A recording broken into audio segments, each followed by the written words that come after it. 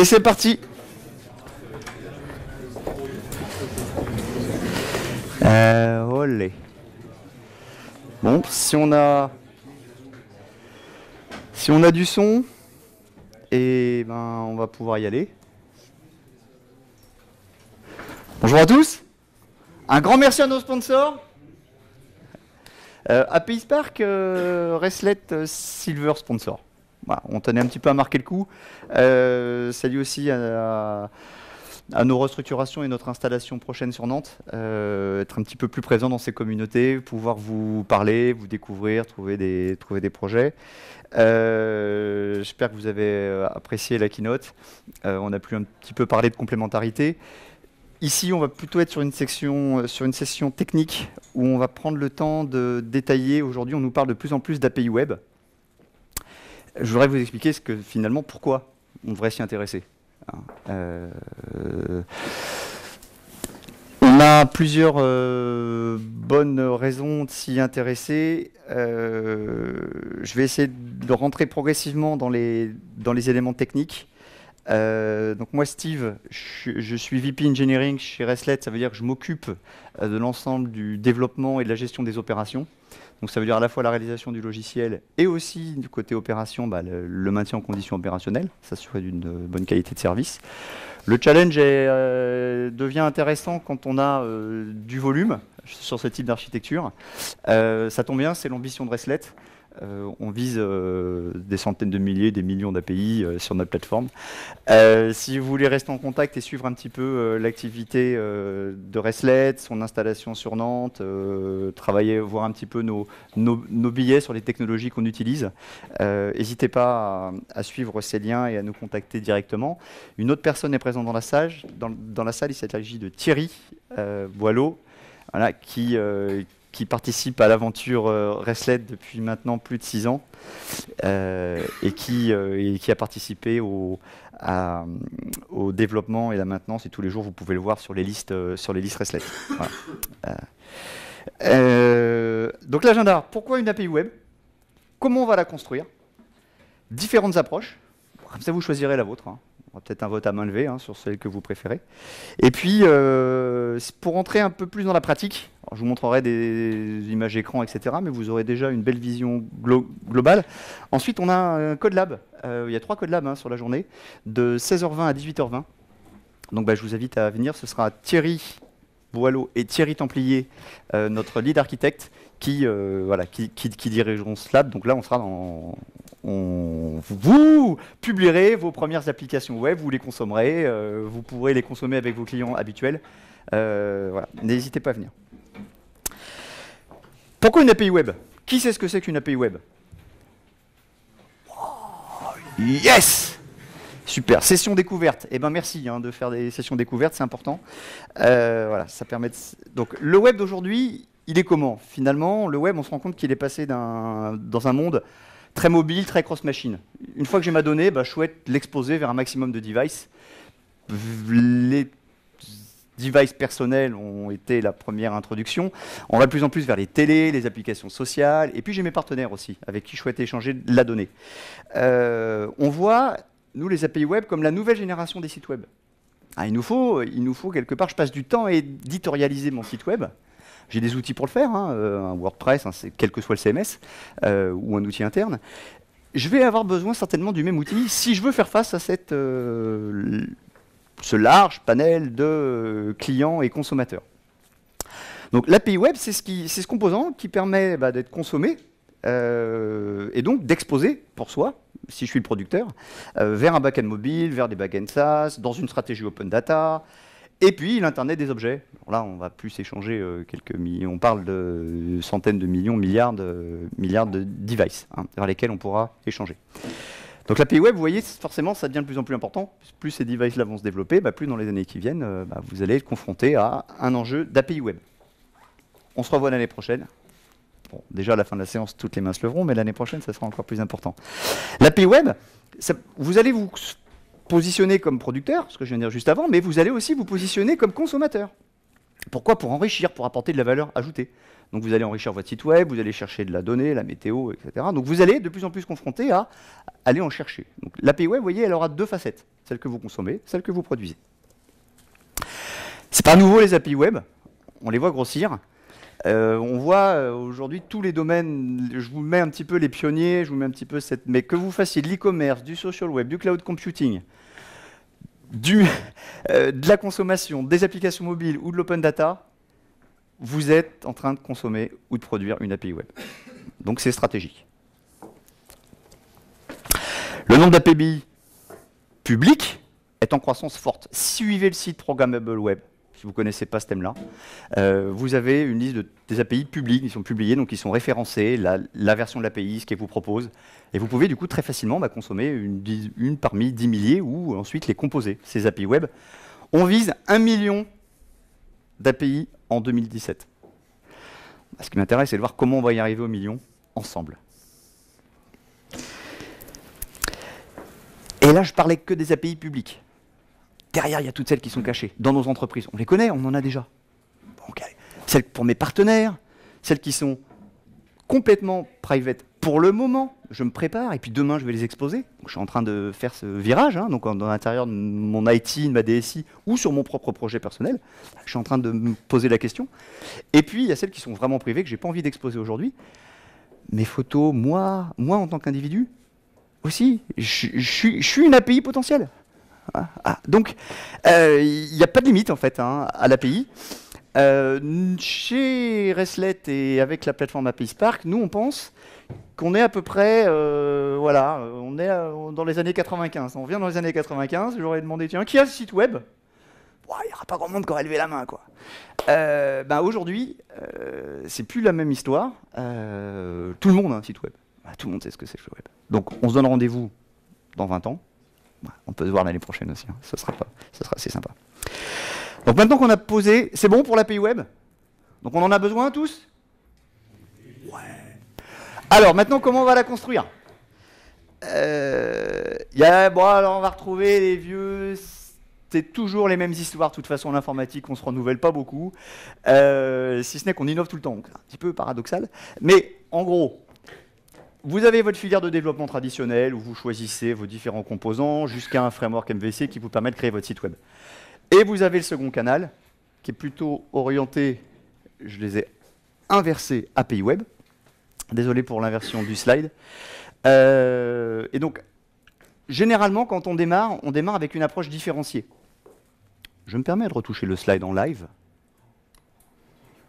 J'espère que c'est autorisé. Ça va être plus difficile que ce que je pensais.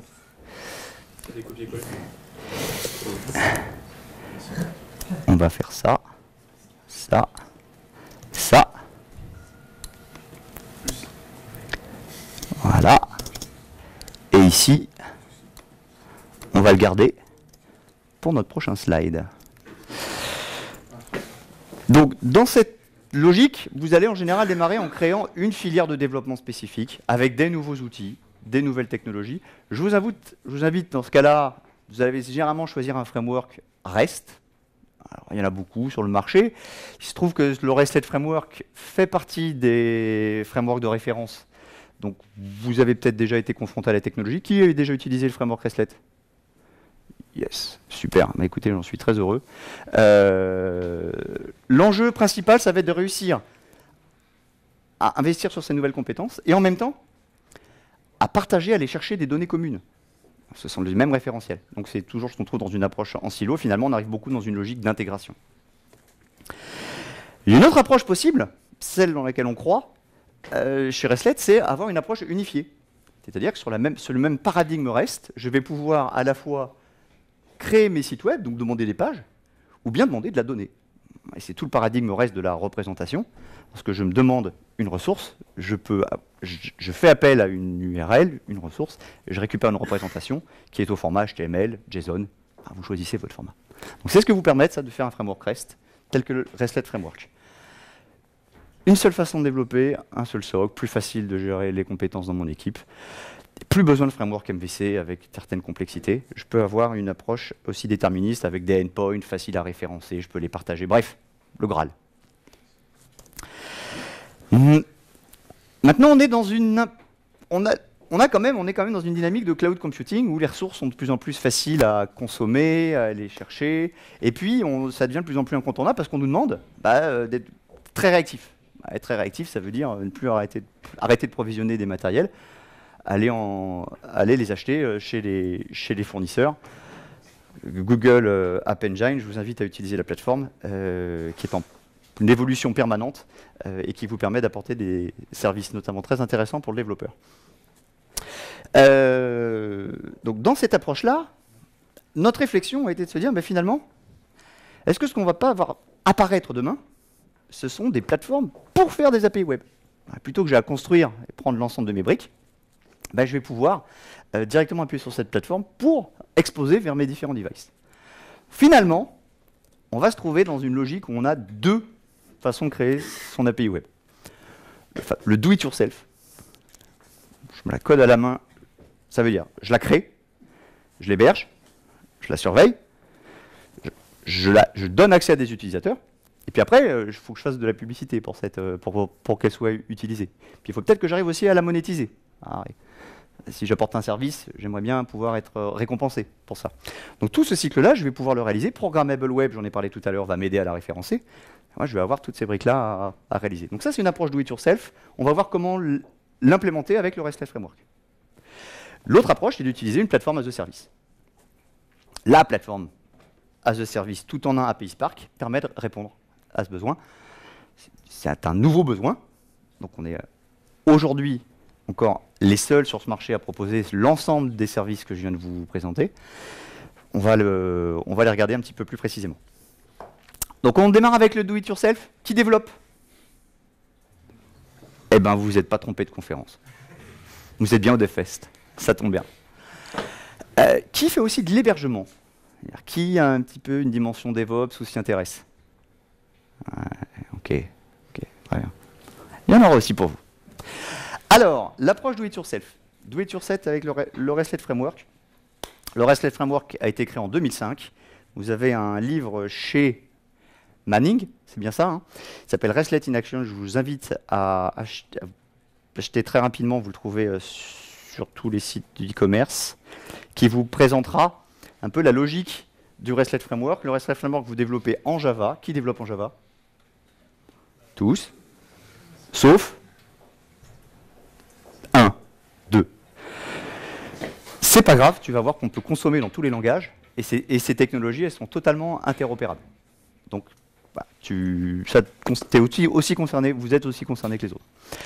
Ce qui est intéressant, c'est que RESTless Framework, on va vous le packager pour votre cible. Donc ça veut dire qu'elle soit mobile, qu'elle soit dans le cloud, vous soyez l'héberger sur tout serveur d'application, vous allez trouver une distribution du RESTless Framework pour votre cible. Donc, ça veut dire que vous avez raison d'investir sur ce framework-là. Il est utilisé largement, j'en parlais tout à l'heure. Donc il y a de fortes chances aussi, quand vous arrivez dans une organisation, quelqu'un l'ait déjà utilisé près de vous. Alors comment ça marche? Ce qui est surtout important, c'est son architecture à retenir, parce que quand vous le comparez à d'autres frameworks, c'est se dire finalement qu'est-ce qui m'apporte, pourquoi j'en utiliserais. Il y a toujours pléthore de frameworks sur le marché, donc c'est toujours intéressant de comprendre comment c'est construit. Au-dessus d'un engine basé sur des notions de message, on va avoir bien dissocié les notions de payload, d'authentification, de cache. Donc vous allez pouvoir reprendre chacune de ces briques et les adapter pour vos besoins, c'est-à-dire les enrichir. Et puis, deuxième point, le framework RESTless supporte beaucoup de protocoles de communication externe, hein, lorsque vous allez vouloir diffuser votre message. On investit beaucoup sur HTTP, c'est évident. Donc vous trouverez sur les autres protocoles, ce sera un petit peu moins riche, mais tous ces protocoles sont proposés. Si vous voulez en ajouter, allez-y. Hein. Le RESTless Framework, il est open source. Donc vous le téléchargez, vous l'utilisez, vous en abusez, vous le transformez. N'hésitez pas. Petit sujet intéressant pour ceux qui ont déjà des données en entreprise, il y a toujours l'enjeu de se dire mais comment je vais réussir à les exposer à l'extérieur de mon organisation. Et là, j'ai le warning de l'IT qui me dit bah oui mais tu exposes de la donnée, sous quelle forme, etc. Bon, donc c'est compliqué de commencer à passer la frontière de l'entreprise.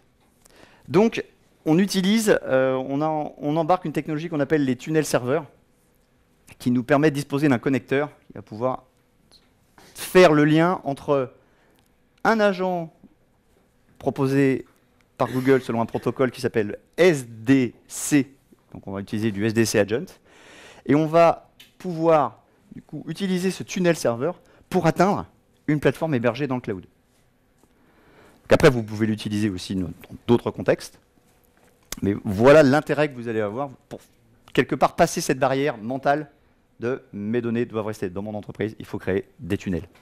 Ça peut être facile. Plutôt que de partir dans des projets d'urbanisation très complexes, ça peut être réalisé techniquement très rapidement. On trouve dans le REST Framework une notion de j'entre via un connecteur, donc c'est le connecteur que vous branchez, c'est votre protocole. Vous exposez un host virtuel qui va vous faire le travail de routage, et ensuite vous n'avez plus qu'à le consommer. Vous voyez, on a une espèce de hub, on est vraiment dans une logique d'intégration sur laquelle on fait transiter des messages, selon le paradigme REST. Ça va jusque-là ? Alors, ce qui est intéressant, du coup, c'est que vous avez juste besoin d'une JVM en dessous. Vous pouvez rajouter vos serveurs d'application, faites ce que vous voulez. Vous pouvez être sur un téléphone. C'est là où on comprend. Le framework RESTlet embarque toute cette mécanique. Vous n'avez pas besoin d'autres frameworks ou conteneurs. Ensuite, on a des dispositifs un petit peu plus évolués qui permettent de placer des filtres et de travailler le routage. Donc ça, ce sera quand on veut rentrer dans des niveaux de complexité un petit peu plus importants, c'est toujours intéressant.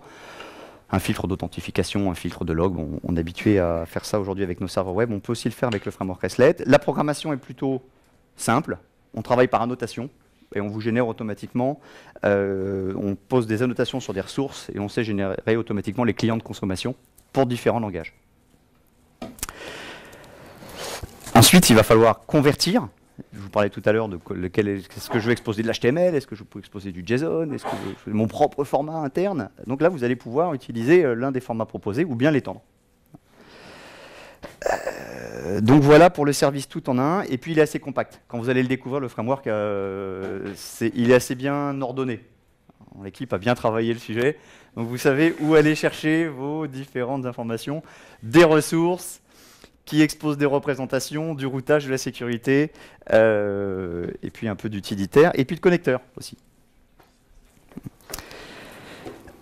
On me pose souvent la question, mais finalement, par rapport à Ajax RS, les normalisations, où vous en êtes, on supporte. Faut savoir que Jérôme Louvel, qui est notre CEO, a participé très tôt au spec Ajax RS.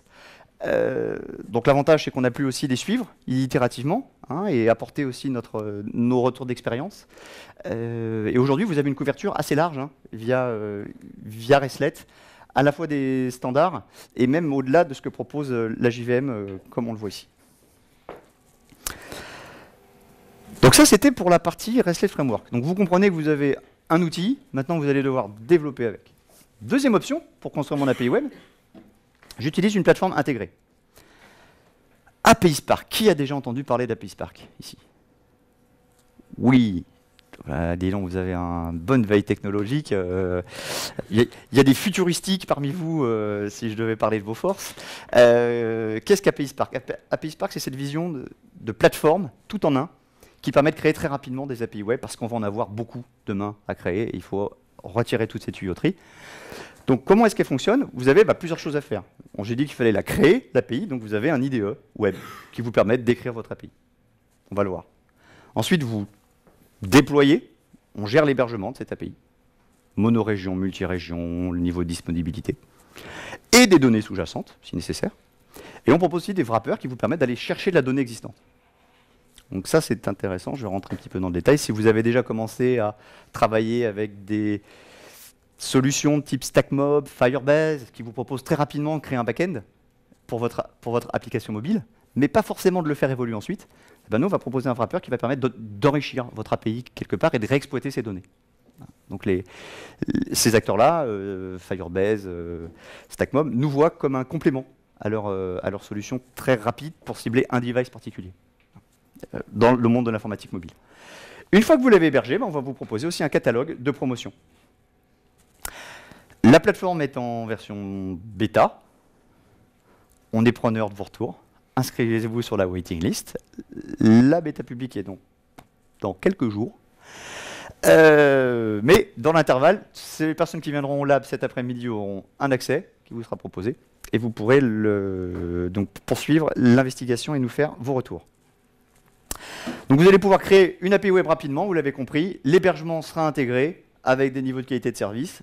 On versionnera automatiquement votre API web. C'est ça la plus grande difficulté. C'est qu'à partir du moment où je commence à avoir des interlocuteurs et que je communique, eh ben, je vais avoir des soucis de versionning. Donc je vais devoir maintenir une compatibilité ascendante, la version suivante, voire à un moment avoir plusieurs versions de mon API qui tournent simultanément. C'est l'enjeu que vous avez déjà pour ceux qui ont commencé à utiliser l'API StackMob, par exemple. Bah, très récemment, le protocole d'authentification a changé. Et puis il y a aussi des petites améliorations sur leur API. Bah, du coup, il faut faire migrer vos codes. Donc en général, bah, ça prend du temps. On essaie de maintenir une API web toujours vivante pendant 1 an ou 2. Mais on voit que les délais deviennent de plus en plus courts, donc on est un peu tiré quelque part par son marketing qui dit, bah, ou ses ambitions personnelles qui disent bah, je veux très vite produire des nouvelles versions de mon API. Et puis de l'autre côté, on a toute notre base d'utilisateurs qui souhaitent, qui reposent sur l'ancienne version. Donc le versionning, ça va être un enjeu fondamental sur les API web. Ensuite, vous voulez générer la documentation. Si vous espérez que quelqu'un la consomme, il va simplement falloir la documenter. Et puis, on va aussi être capable, sur la plateforme API Spark, de vous générer les kits clients. Donc quelqu'un qui parle PHP, iOS, Android, on va lui générer son code, de sorte à ce qu'il saura immédiatement aspirer l'API que vous venez de créer. Enfin, on pourra gérer des utilisateurs. Donc c'est vous-même qui gérez votre communauté, qui mettrez des points, qui créerez des comptes. Et tout ça pour des sommes très très modiques. Pourquoi ? On vous propose un plan freemium à 0 $, ici. On tient déjà 5 web API, 100 000 calls, 100 mégas de fichiers, donc vous pouvez démarrer très vite. C'est l'intérêt. Le deuxième point, c'est qu'on pense, puisqu'on va vers le million d'API, on a plutôt intérêt à se trouver dans cette gamme de prix, plutôt que d'être sur des projets d'entreprise à cycle très long. Voilà. Donc voilà la grille et les avantages qu'on va pouvoir y trouver. Alors maintenant, comparons les deux approches. Sur mesure, via le pass. Parce que ça va être votre choix. Vous dire bah, où est-ce que je pars. Peut-être que votre première, vous la ferez avec une approche do it yourself, avec le RESTlet Framework, par exemple, ou bien à travers une approche pass intégrée de type API Spark. Donc la première étape, pour créer son API web, ben, pas de différence, on va commencer par réfléchir. Donc on design. Qu'est-ce que je veux exposer? Ma liste de contacts, ma bibliothèque de vin, les derniers livres que j'ai lus, mes dernières photos. Voilà. Donc je spécifie. Donc je vais faire un business model, mon domaine. Voilà. Donc je vais décrire des entités, ce que je vais exposer vis-à-vis de l'extérieur, et puis leurs propriétés. Donc il y a des méthodes qui existent. On va réutiliser ces méthodes préexistantes. Rien de neuf à l'horizon. On est typiquement dans le paradigme REST. Donc maintenant que ça fait une petite dizaine d'années qu'on manipule ces concepts, vous allez trouver beaucoup de littérature sur le sujet. Ensuite, dans une approche do it yourself, bah, vous allez choisir une technologie de base de données, vous allez spécifier un schéma, vous allez mettre en place votre base, et puis ensuite, bon, vous allez passer quelques jours, si vous êtes très efficace, quelques semaines si vous découvrez. Dans l'approche pass d'API Spark, voilà un peu comment se présente le dashboard d'API Spark, donc votre tableau de bord. Lorsque vous arrivez, je suis connecté, je vois, là j'ai un réceptacle de données. C'est là où je vais stocker mon information. Si je choisis de les héberger sur API Spark, sinon je prends un connecteur pour aller les chercher dans mon système d'information via un tunnel sécurisé, ou bien via un connecteur, une API proposée par StackMob, Firebase par exemple, dont je parlais tout à l'heure. Ce réceptacle de données, il est versionné automatiquement. Donc là, je suis en version de travail, ça veut dire que je peux librement l'éditer, et puis dès que je vais publier ma version, ça va l'afficher. Là, j'ai mon API qui ne bougera plus, je vous le garantis. Et vous direz, bah, je vais travailler maintenant sur la V2. La V1 sera en ligne, vous travaillerez sur la V2. Okay, démarrer une V3, une V4. Et dans ce mode-là, bah, vous allez aller décrire des entités. Donc j'ai un événement aujourd'hui, puis vous allez placer vos différentes données. Simple, vous choisissez vos types. On peut avoir des notions d'héritage. Et puis vous allez passer les ordres que vous supportez. Donc dans une logique crude, traditionnelle. Hein, et donc dans notre cas, REST, orienté REST. Donc vous avez créé votre store, vous le déployez, il est vivant. Vous le publiez, il est figé. Simple. Deuxième étape. Ah là, j'ai des données. Maintenant, il faut que j'aille les exposer vis-à-vis de ma communauté. Donc je crée ma web API maintenant. Donc on va réfléchir, hein, bon, bah, maintenant que j'ai mon réceptacle de données, quelles ressources j'expose? Donc je vais beaucoup parler d'URL. Par exemple, si je veux exposer ma liste d'événements, bah, je créerai une URL avec mon nom de domaine, /événement, /numéro de l'événement, ou /année de l'événement. Si on veut la liste des sessions, bah, j'irai sur devfest/2013. Là, j'aurai la /sessions, je les aurai toutes. Puis après, si je connais un numéro, bah, je préciserai dans mon URL, je ferai un get avec le numéro de la session qui m'intéresse plus particulièrement. Voilà. Donc ça, va être votre travail de, finalement, dire... Et là, il va y avoir un enjeu important. Parce que plus votre API est simple, plus ce sera facile d'attirer des utilisateurs vers vous. Moi, je préfère avoir une API très claire et très lisible, plutôt qu'un, ah ouais, t'as un processus. D'abord, tu vas aller chercher un jeton. Ensuite, ce jeton, grâce à ce jeton, tu vas récupérer un pointeur sur ta ressource principale. Et ce pointeur, ensuite, il faut que tu le spécifies à une deuxième clé qui va te permettre d'atteindre la ressource finale. Déjà, vous démarrez avec ça, déjà vous êtes certain que le courbe d'apprentissage est trop élevé pour que votre API ait du succès. Donc, il va falloir bien réfléchir au design de l'API. On n'a pas fait de session cette année, je pense qu'on en fera une certainement l'année prochaine, ou sinon vous pouvez vous connecter sur le web. Il y avait un workshop intéressant la semaine dernière sur API, sur la conférence API Strategy, où chacun venait présenter un peu comment modéliser ses API et comment travailler. Ça se passe à San Francisco. La conférence, les slides de notre conférence sont en ligne, et donc vous verrez un petit peu les approches possibles pour designer son API. Une fois que ce travail-là est fait, il vous reste à l'implémenter. Donc deux approches. Sélectionnez votre framework REST préféré. On sait que de mon côté, le choix est déjà fait. Ensuite, vous écrivez votre code. Il faut juste vous assurer de sa scalabilité et de sa sécurité, c'est certain, sur ce framework. Et puis ensuite, vous packagez et vous avez votre API vivante. Dans une logique PaaS, à travers l'IDE d'API Spark, on va pouvoir demander à importer notre store qui était dans sa version 1. Et à ce moment-là, immédiatement, j'ajoute tout ce que m'a exposé mon store. Donc elles sont automatiquement mappées et je vais savoir les consommer. Et on va savoir aussi automatiquement les exposer vis-à-vis de l'extérieur. Donc on va vous créer, je vais le dire juste après, vous allez voir ce qu'on va vous créer juste après. Donc là, vous avez créé, en un clic, votre API web. Maintenant, il va falloir l'adapter peut-être selon vos besoins et la déployer. On parle du déploiement. Déploiement, qui doit y accéder? Sécurité, quel protocole d'authentification? Les protocoles d'authentification, ce qui est bien, c'est que ça évolue. Voilà. Donc, ce qui est moins bien, c'est que du coup, il faut en supporter beaucoup. Donc on aime bien démarrer avec un petit jeton, de la basic authentication, et puis ensuite progressivement on va vers des logiques un petit peu plus complexes, jusqu'à, lorsqu'on a besoin de sécurité élevée, de jetons sécurité, voire de tout authentication factor. On va essayer d'avoir plusieurs canaux d'authentification pour être certain que l'utilisateur est bien en face de vous. Donc la complexité d'authentification, elle va varier selon la criticité de votre API. En général, on démarre facilement, on prend du basic. On fait de la basic authentication. Login, mot de passe, après il faut révoquer, il y a un petit travail à faire. Donc ça, c'est ce que vous allez designer. Qui doit y accéder, comment? Et ensuite, quel SLA vous voulez proposer à votre API? Ça veut dire combien de temps, si vous êtes tout seul, à quel rythme vous envoyez des alertes pour vous réveiller. Et puis si vous êtes une entreprise un petit peu plus importante, vous allez contractualiser ça de façon traditionnelle. Et donc il va falloir choisir quelque part des prestataires, avec des bons taux de SLA. Moi je trouve que le cloud a bien progressé ces dernières années. On a maintenant quasiment... moi j'ai démarré Cloud en 2008. Fin 2007, début 2008. On a maintenant un gros retour d'expérience sur le cloud et on a des taux de qualité de service qui sont souvent supérieurs à ceux de nos organisations. Donc, choisir une plateforme cloud ici, ça peut être une option. Ou partir vers une approche dédiée chez un partenaire, ou bien le faire dans son propre lab data center. Ce choix-là sera très important.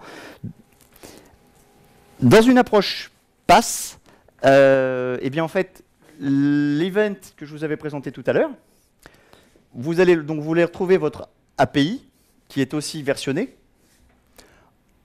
En un clic, vous la déployez. Et puis, vous avez un endpoint, c'est-à-dire un point d'exposition. C'est l'URL sur laquelle on va pouvoir appeler votre API. Donc, ce endpoint est versionné aussi. Et puis, sur ce endpoint, vous allez exposer des ressources. Donc là, c'est votre modèle. C'est ce que vous allez documenter.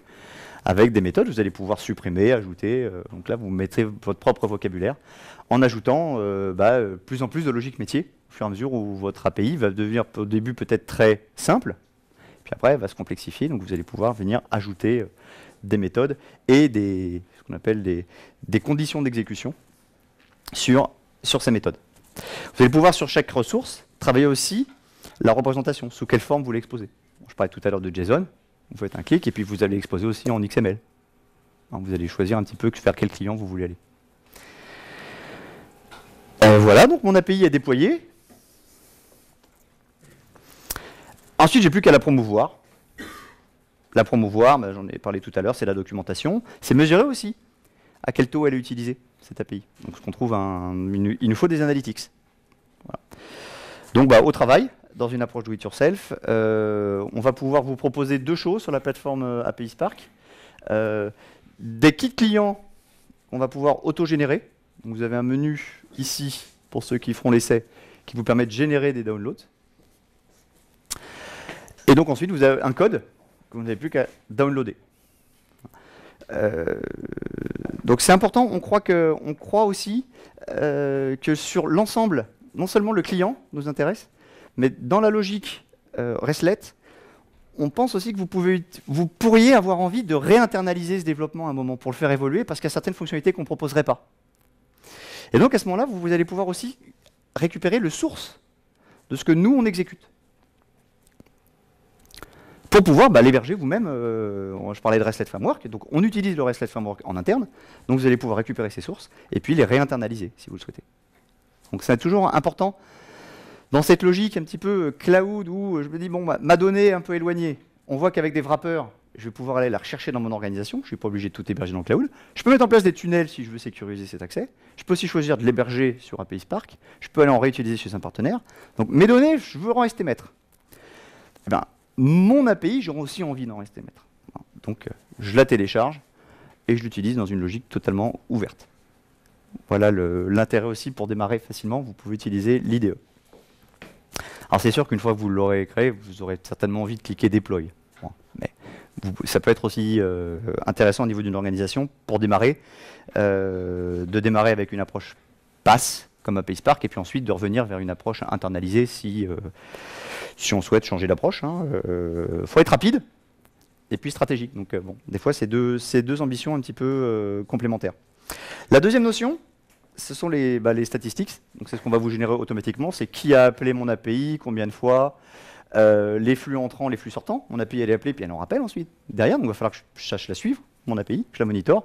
Où ça, quel type de client. Je vois que je fais beaucoup de Chrome sur Vista, je devais à ce moment-là. Voilà, donc on va vous apporter toute une gamme d'analytics qui vous permettent de mieux promouvoir. Tiens, la région Asie, je la développe pas beaucoup. À ce moment-là, je vais voir. Et puis la région Asie, je la développe pas beaucoup parce que j'ai peut-être pas le bon temps de réponse. Donc si on descend un petit peu plus bas, on vous isole le temps de réponse de chacune de vos ressources exposées. Donc ça permet de savoir, tiens, j'aurais peut-être intérêt à travailler avec un POP local, donc un point d'accès privilégié pour la région Asie, parce que je commence à avoir pas mal d'utilisateurs, c'est peut-être le moment de commencer à investir. Et là, hop, je baisse instantanément mes temps de réponse à travers la plateforme API Spark. On va pouvoir aussi vous déployer dans plusieurs régions, votre API, pour être proche de vos utilisateurs. Donc, je voulais vous faire un panel assez large, finalement, de tout ce que vous aviez à faire pour vraiment se projeter. On l'a dit tout à l'heure, on est au début des API web. Mais je sais que certains d'entre vous ont déjà commencé à en travailler, à en développer, sont déjà certainement en train d'en maintenir. C'est important de vous faire voir, voyez un petit peu comme le site web, toute la logique, tout ce qu'il va falloir organiser autour pour ne pas vous tromper sur vos chiffrages, votre ambition, choisir vos outils. Donc, des approches, je dirais, différentes, qui ont chacune leurs avantages. Mais l'API web, ça peut être, ce que je voulais vous passer comme message, c'est que ça peut être quelque chose qui peut démarrer très vite, avec vos compétences existantes. La salle aujourd'hui travaille principalement en Java, mais aussi à travers un IDE comme API Spark, bon, on fait abstraction du langage utilisé de façon sous-jacente, hein, et on reste sur les concepts du web. Et ça, c'est notre langue universelle. Chez Reslet, on parle tous web. On se comprend. Donc on a les specs HTTP, puis on les relit tous les matins, hein, pour s'assurer qu'on n'a rien oublié. Sinon, on s'envoie des erreurs code et puis on se rappelle plus, quoi. En 404, ça va, mais après, il y en a beaucoup, hein, de status. Donc, par Skype, tu prends un 407. Oh, 407, qu'est-ce qui s'est passé? Il s'est trompé de typo ou c'est une erreur de typo ou quoi? Ouais. Bon, je reviens sur le sujet principal de notre discussion. Finalement, si on prend notre enjeu, c'est combien d'API web je vais devoir maintenir dans les années qui viennent? J'en ai une, 2, 3, et puis j'aurai de plus en plus de devices. Ça va être notre enjeu de développement, et c'est la façon dont on va se financer. Et on voit que les marges vont être très faibles, c'est-à-dire que avec un type de plateforme comme API Spark, finalement c'est très simple de créer une API web, donc je vais pouvoir bien monétiser ma donnée, je vais pouvoir tirer sur mes coûts, et donc ça veut dire que j'ai intérêt à attaquer le maximum, à proposer mes données vers le maximum de devices. C'est comme ça que je vais faire vivre ma structure et je vais pouvoir capitaliser sur mon investissement. Comment construire? Quand Programmable Web nous dit on a 1 million d'API à construire, écoutez, je pense qu'on est une quarantaine dans la salle. On va se les diviser. C'est un joueur volontaire là-bas. On a un gros chantier devant nous. Voilà, ça c'est certain. Pour vos premiers pas, on propose un code lab de 16h20 à 18h20. Voilà, ça va se matérialiser, vous aurez votre propre API et puis vous pourrez commencer à la consommer. On est en phase de bêta restreinte, j'en ai parlé, on sera public en décembre et commercialisé. Alors, les grilles de prix, vous pourrez effectivement rentrer un numéro de carte bleue à partir de 2014 si vous souhaitez passer vers les plans les plus avancés. Et puis, si vous restez sur un plan freemium, eh bien, vous aurez la gratuité jusqu'au quota, jusqu'au volume qu'on vous a présenté tout à l'heure. APISpark.com. Dernier point, nous recrutons. Donc, les postes proposés sont des postes de type DevOps, des postes de type R&D. Donc, si vous aimez des challenges importants, voilà, vous voyez la complexité de la plateforme, nous sommes sur des briques de type Cassandra en back-end, pour pouvoir atteindre cette scalabilité à l'échelle mondiale. Des briques ensuite type RESTlet Framework et du code Java. Et enfin, on utilise aussi la technologie Solar. Si certains de vous, pour avoir une bonne réactivité, vous verrez sur nos interfaces. Si ces sujets-là vous intéressent, je vous invite à consulter nos offres. Et nous avons des locaux flambant neufs au Web Créatique en le 1er février. Et si vous êtes encore étudiant, nous proposons aussi des stages. Voilà. Un petit livre pour continuer la réflexion.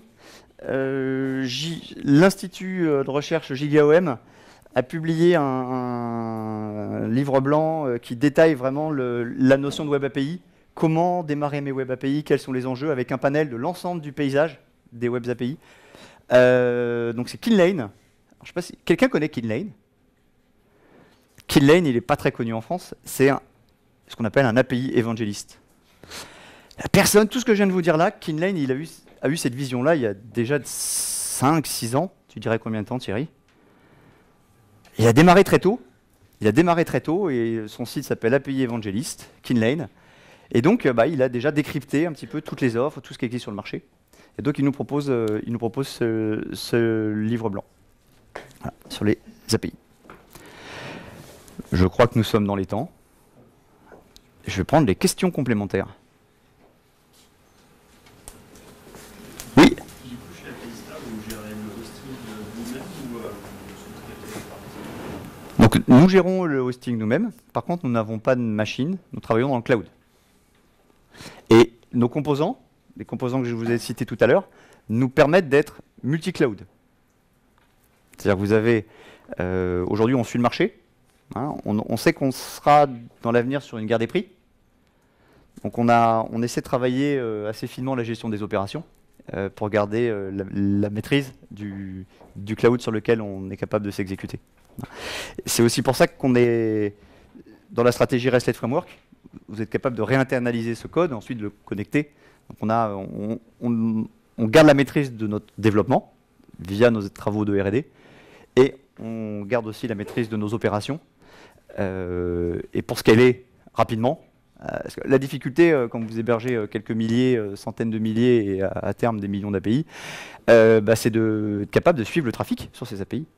Donc il faut les déplacer, vous ne savez pas à quel rythme. J'espère que vous aurez le plus grand succès à l'avenir, mais il faut aussi être capable de scaler, donc monitorer l'ensemble. Donc les capacités d'auto-scaling sont importantes pour nous. Donc on surveille ces sujets-là de façon régulière. Et on les teste. Il n'y a pas d'autre façon que de tester un petit peu l'ensemble de ces outils côté opération.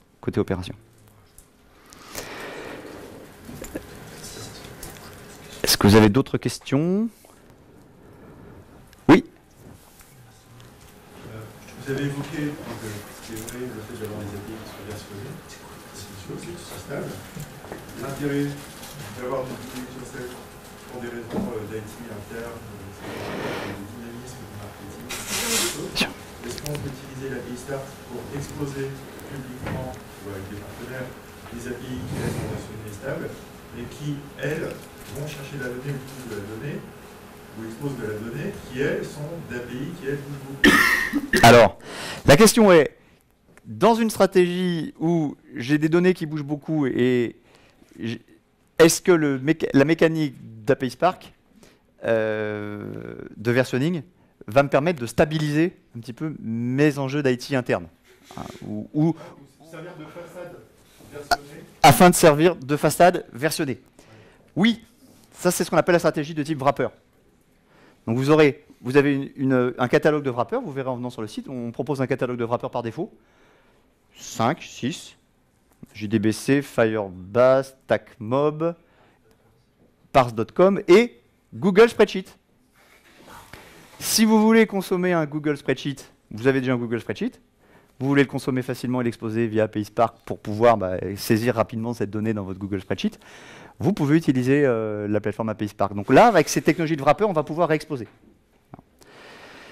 Donc ça, c'est une solution. Et puis après, la deuxième, ça va être de comprendre quel protocole vous parlez. Et puis à nous, maintenant, de travailler sur un petit peu généraliser ces notions de wrapper pour aller au-delà de ceux qu'on propose par défaut. Donc travailler sur l'extensibilité. Le tunnel, donc les différentes technologies que je viens de vous proposer, vous allez pouvoir les réexposer très rapidement. Ensuite, si vous avez une technologie complémentaire, venez nous voir, ça nous intéresse de savoir s'il y aura deux options, soit elle est très propriétaire, soit elle est un peu standardisée. Donc si elle est sur un protocole standardisé, ça nous intéresse de travailler avec vous sur ce sujet-là. Je suis content d'avoir une question sur le versionning. C'était le message le plus important, un des messages importants.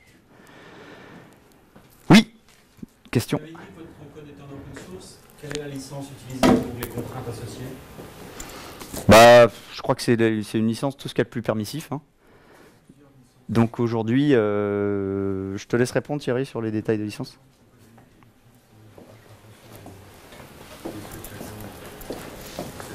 Je ne connais pas. Allez sur le site. En tout cas, on a vraiment, c'est un outil qui est très répandu. Et les gens viennent plutôt nous voir lorsqu'ils souhaitent avoir du support particulier ou un éclairage sur la feuille de route. Mais voilà, vraiment sur des conditions, plutôt sur des aspects support que sur des aspects licence. Donc je pense pas que, il y a peu de chances que vous rentriez dans un cas où vous ayez besoin de licence. Voilà. Donc le RESTlet Framework, restlet.com, Restlet pour la société, restlet.org pour le framework, et vous allez trouver l'ensemble de ces informations. Votre code, vous pouvez être sécurisé. La société Restlet, c'est une société qui existe depuis 8 ans, qui fait de l'open source depuis 8 ans, qui est connue sur le marché. Donc on est dans une logique communautaire et open source. Donc ça fait partie de notre ADN.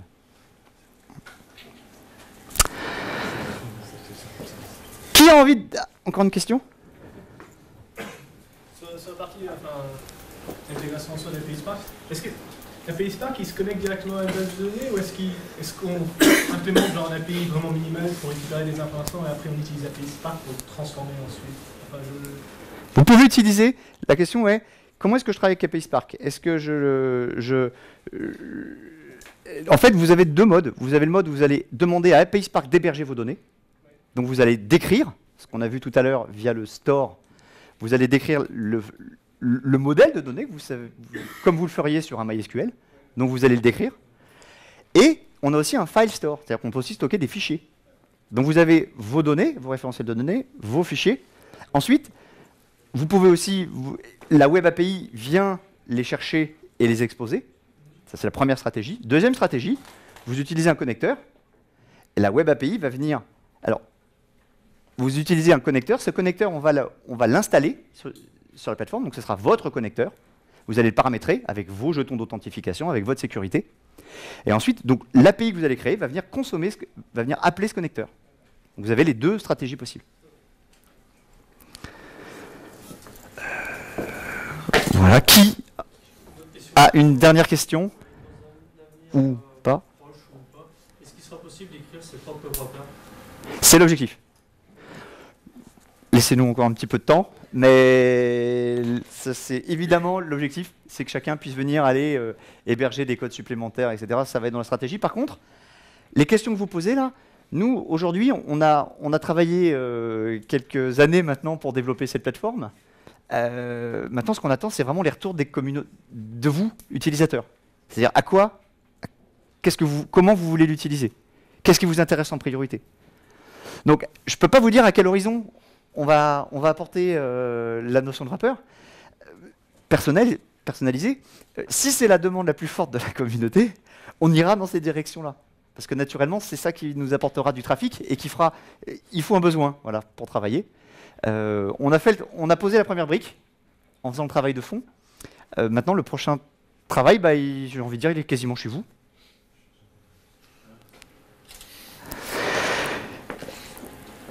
Mais bon, c'est sympa quand même toutes ces technos. Qui a envie de se lancer sur sa première API web?